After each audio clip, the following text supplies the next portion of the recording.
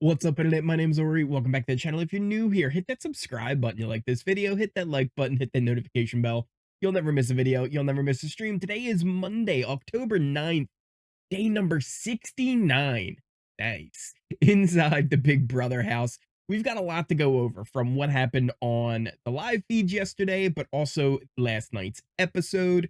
Let's kind of break it all down. Plus, late last night, there was some really interesting convos that you're going to want to hear about at the end of this video. But again, let's start with the episode because it also is kind of a recap for anybody who hasn't been keeping up with what's been going on this past weekend. The episode, honestly, I thought it was a pretty good one. There was some filler because there was no competition at all this week. We had already seen the HoH, so there was some filler stuff in there, but the filler that was in there was good filler. We got to see a segment with Jag and his routine about how he puts on his turban and how it's wrapped, and I just thought that was really interesting. I thought it was much better than the segment that was just kind of like chopped up randomly and thrown together about him talking about what it means to be, part of his culture. So I thought this was a lot more interesting just to see what his like daily routine is and like how he wraps it and what it's like and how long. I didn't realize how long like of and how much material was actually in the turban as it's all wrapped up like that. So I just thought that was really interesting. And I like getting those like in kind of insights into his culture rather than just some thrown together like clips of multiple different diary rooms. So I thought that was really nice. And then the other one we got was also just it was heartbreaking but inspiring and just an amazing story from Felicia about how she ended up joining the military in the first place. And she truly is just one of the most badass house guests we've ever had. And she's just so tough. And we've seen that from the start of the show. Like, we didn't need this story to prove to us how tough of a woman she is. We've seen it all season, but man, what an incredibly sad, but also, like I said, inspiring story. And just proves how tough Felicia really is as a person. And then also on top of all that, the edit itself, I thought it was pretty good and it was pretty fair on how the show and how the game has been going this week. Yeah, there's always missing details and the like, but they did a pretty good job of showing how, yeah, Bowie's the HOH, but everybody kind of thinks it's their HOH, and like it's a proxy HOH for them. But who is Bowie really going to listen to the most? That's the real question because so many people are pulling her in different directions. Cory in America, they want Cameron and Bowie to go up. Bowie, Felicia, and Cirie, they all want Cory in America to go up. Cameron would like Cory in America to probably go up. Matt and Jag are like, let's just do Felicia and Cirie, right? Let's just do things easy, right? Why don't we relax? And it paints more of an open canvas for them to kind of be able to do whatever they want. Do they want to go after Cameron? Great. Do they want to go after Cory? Great. They can kind of do whatever they want after that point. And it does end up being Matt and Jag who Bowie ends up listening to the most because also Bowie didn't want to take those shots at Cameron or Cory right away. She wanted to get as little amount of blood on her hands as possible. So this week is really all going to come down to what's going to happen with the veto competition. I mean, might as well get into it because that pretty much covers what happened on the episode. We had nominations. Felicia and Cirie ended up going on the block, but it's really all going to come down to what's going to happen with the veto. And if you haven't been following along, now's your little spoiler warning. We're going to be talking about veto because we already know that Jag won the power of veto, and the plan right now was to backdoor Cameron. Is that still on? Let's talk about what happened yesterday on the live feed because things developed. They developed for sure. So again, to catch you up, Jag won the veto. It was looking like Cameron was going to be the replacement nom. Bowie seems to be on board now because again, we saw in the episode like she didn't really want to nominate Cameron. Like, why would she? Like, that's good for Matt and Jag's game, but not her game. But they've been laying the seeds about how Cameron's been having multiple alliances, and they really kind of laid that in a little bit thick. Not last night, but the night before. And then yesterday, they continued to work on Bowie. I'm like, all right, we're gonna do this, but how do we do this? And who do we tell what? And what do we tell Blue? Because they were really worried that Blue and Cameron were really close. so which they're not really close and working together. They just had a mutual target in Cory, so it was beneficial to work together. But otherwise, it's not like they have this really close working relationship at all. So they were kind of figuring all that out. Cameron and America, meanwhile, early in the morning had kind of a heated, I don't want to say heated or a fight, but it was very antagonistic talk between the two of them. Where he was kind of talking about, he's like, I've been wanting to work with you, but not with Cory, and I still want to work with you. But like, you're just not being smart about this. And like, you're always coming back to me saying how right I am about things. So it's like, why are you not listening to me now? And he basically kind of gives her like almost like an ultimatum, like, are we drawing the line in the sand here? And she's like, yeah, okay, bye. If that's the case, that's what's happening here. It says, yeah. She ended up going to tell Cory all about that, and then he actually ended up having a conversation with Cory as well, where he kind of told him, he's like, I'm not coming after America. Like, we like cut this out. But yeah, it doesn't really seem to be going too much anywhere, except later on in the night, things do start to change a little bit more. Cirie, we had mentioned how she was kind of volunteering to stay up on the block potentially. And it seems like she's getting what she wants here. Jag agreed to pull Felicia down, leaving Cirie up on the block. Cameron would then go up next to her.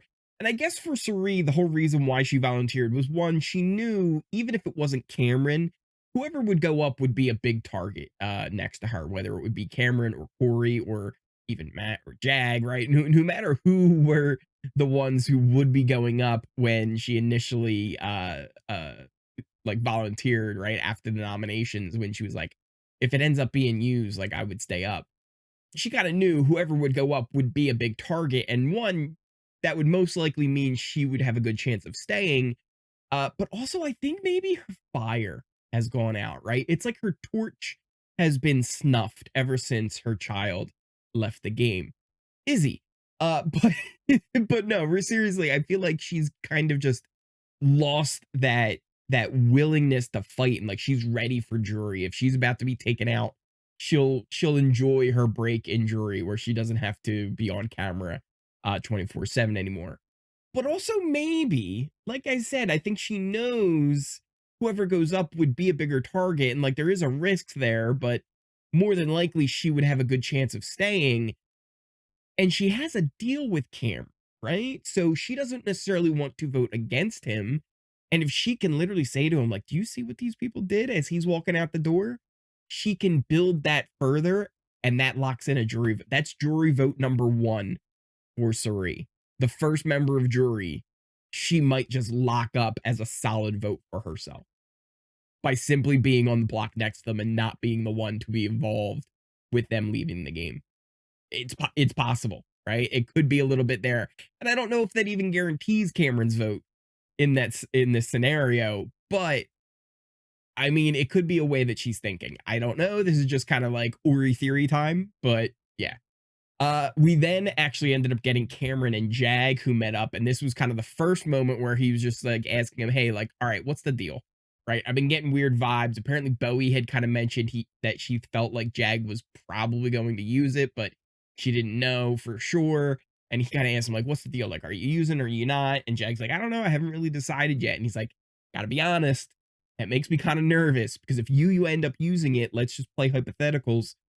Who goes up, right? Is it going to be me? You're going to put Blowy. You're going to put Bowie in that situation to where she has to choose between, you know, what the house wants or not putting me up, because you know the house is going to want me up.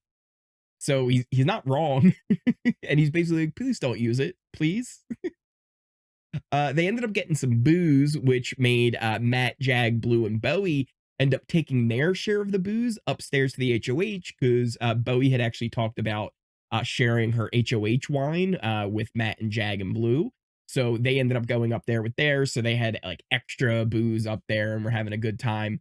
But while that was happening, America and Cameron were chatting, and she pretty much told him that he was going up without telling him, right? Like, she kind of implied it.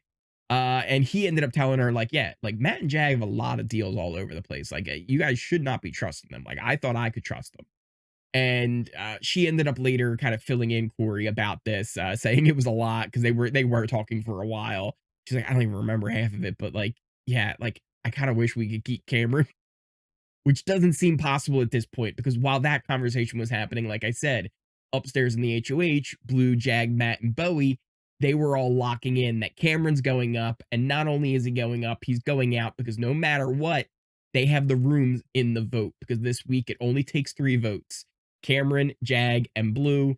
If they all vote to get rid of Cameron, then it ends up being a tie. Bowie breaks the tie. Cameron is evicted. So they kind of lock that in.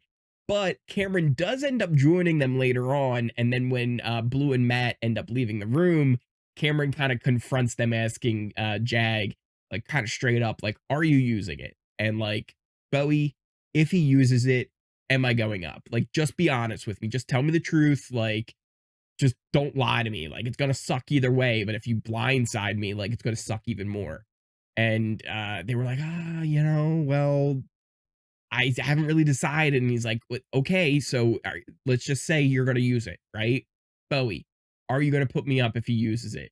She's like, well, what are you trying? You want me to put Blue up? He's like, I'm not saying for you to put Blue up. I'm asking, are you going to put me up? Like, I'm not saying to put anybody else up. I'm asking, are you putting me up? And really, honestly, he makes really good points about it. He's like, I'm being loyal to you guys. And they're trying to say, like, oh, what about all these other things you have?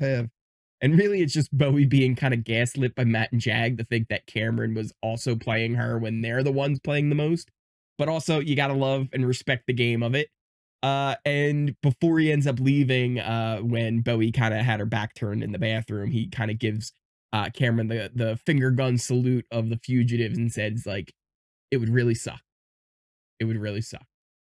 And he ends up leaving. So, yeah, I feel like there could be even more brewing where Cameron just kind of blows up the house because if he's leaving, why not? He says he'd be really calm and cool about it, and he was pretty calm and cool about it the last time he ended up getting evicted. But also, he's been through it once. Why not just go out with a bang at this point? So we'll see how that all goes. The veto ceremony will be today. We'll have the results of that on tomorrow's update, but also we will have my exclusive interview with Zingbot. So make sure you're going to want to see that before tomorrow's veto episode, which will feature Zingbot as well as an OTEV competition. So it's going to be a lot of fun. If you guys are new here, though, hit that subscribe button. You like this video, hit that like button, hit that notification bell. You'll never miss a video. You'll never miss a stream. Check out the links to all my socials in the description down below, pinned comment. You can check out things like the Discord, which has been so much fun watching that grow and just expand day after day. It's been a lot of fun chatting with you guys, not just about Big Brother, but other stuff. We talk about, pictures of our pets, sports, other TV and reality shows. It just ends up being a really fun time in there. Also, just thank you guys all so much for the support. We hit 9,000 subscribers on the channel. We've got about 31 days left to go in the season. Can we get to 10,000 by the end? Let's see. Let's make that push. Then thank you guys all again so much for the support. I appreciate each and every one of you, and I will see you next time.